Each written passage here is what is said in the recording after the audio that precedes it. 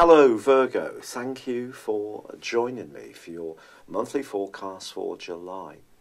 There's a sense at the start of this month that you could be feeling particularly nostalgic. The chance to get together with old friends, schoolmates, people you've worked with in the past can actually really lift your spirits. It's also a time when you can feel much more sensitive about the type of contacts and associations you have. And I do feel it's going to be important in July to really embrace the whole concept of quality over quantity. But the story begins with Mercury, your ruler, in a hidden part of your scope. From the 3rd through to the 7th, Mercury's in opposition with Mars.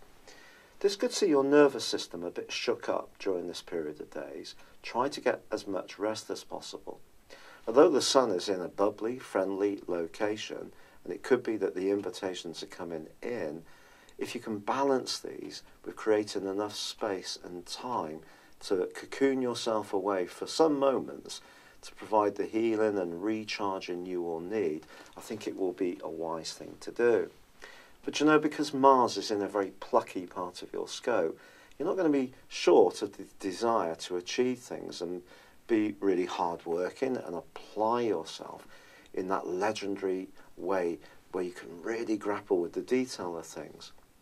But there is also, of course, a big change which occurred in the middle of May concerning Uranus, which is now in a part of your horoscope which is truly exciting. Uranus in the sign of Taurus for you is all about growth, expansion and travel. But this planet is forging a brilliant link with Saturn in the 5th solar house of your situation in the sign of Capricorn. So this Earth triplicity is extremely positive for you. So if you find yourself more inquisitive this month, don't be surprised. These two will be collaborating all month to support you. Also, Neptune is in a fabulous location. If you can orientate yourself towards the relationships which really uplift you, its angle to Jupiter is the planet of enlightenment. And I think conversations you have can also be very exciting, especially from the 10th, because then Venus moves into your sign, which is going to be great for your self-confidence, but also Jupiter ends a 4-month backward journey. If you have found that something that's important to you around an idea or an ideal or something to do with publishing has seemed a little bit stymied during that period, you will find that things can start to move forwards more productively.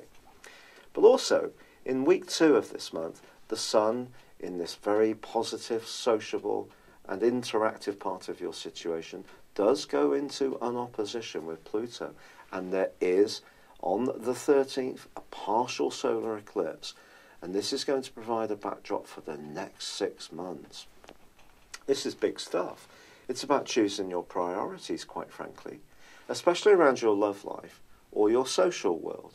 If you can get a nice balance between making sure that you're linking with the people who are important to you, but also creating enough private space for, if you do have a close relationship, for that tie, but at the same time, not losing your individual identity. It's a balance you're going to need to find, and there could be some quite passionate scenes if you can't quite get the balance right. However, on the 23rd, the Sun does move into Leo. Now, this is where Mercury is, and on the 26th, Mercury slams on the brakes and goes into a retrograde.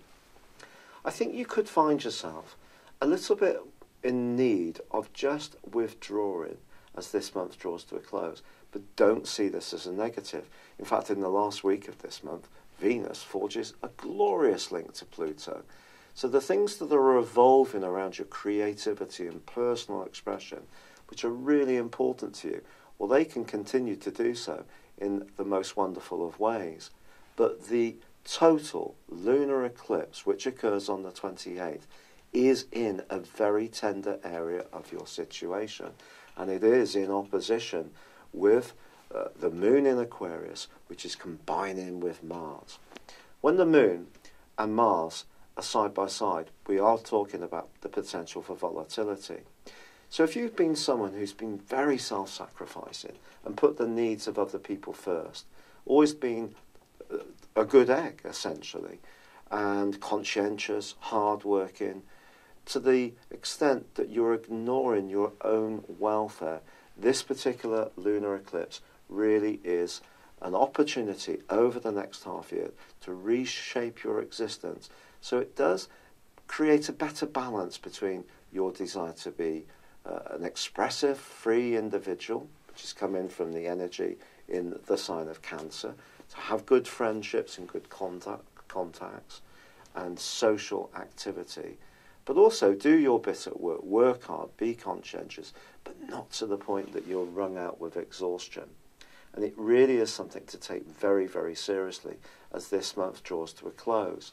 But essentially, it is in your hands. Although the energy is coming from outside, it's still down to us to decide on our course of action.